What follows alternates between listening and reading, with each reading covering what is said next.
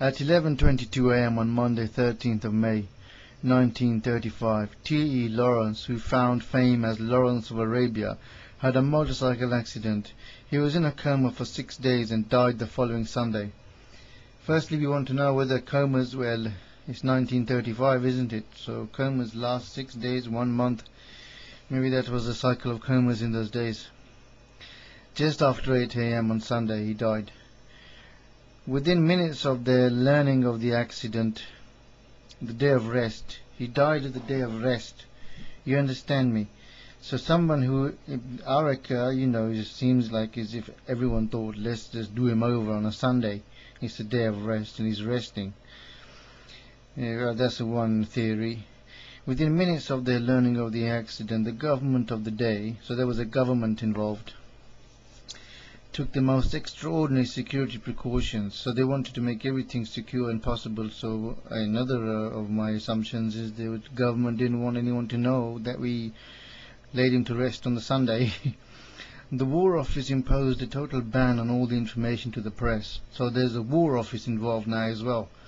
Security guards ringed the hospital and special branch officers remained at his bedside until he died. So these special branch officers were with this man who is just a motorcycle driver. Lawrence of Arabia. There's a special branch on him for some reason. The evidence at the inquest, who is just Lawrence of Arabia, not a motorcyclist.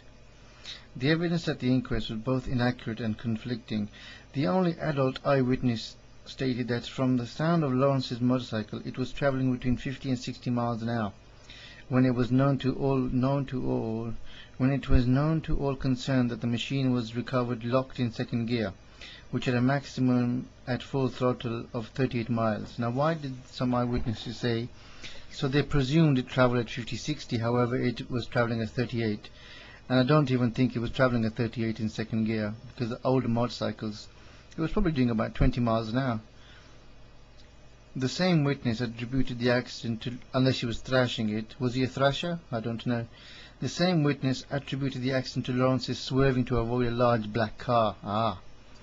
That appeared to crowd him off the road. Yet 2 young boys were on their bicycles ahead of the accident, denied having seen or heard a car of any sort. They could have been paid off, who knows? So these 2 young boys are probably still alive. The coroner advised the jury that the presence of the car was irrelevant. Lawrence, he said, had either had an accident on his motorcycle or he had not. Thus prompted the jury recorded that Mr. T.E. Lawrence had died from injuries received accidentally. In a somewhat unseemly rush, the man who was the nation's hero was packed into the coffin and buried within 2 hours of the verdict. So they laid him to rest on a Sunday, I assume. They laid him to rest on a Sunday, they panicked, they put him in 2 hours, right, and they put him in a coffin and that's it, end of story.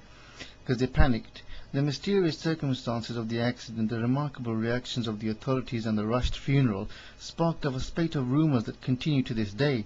Many believed it was a murder by either French, German or Arab agents. More on the case later. Thank you very much for listening.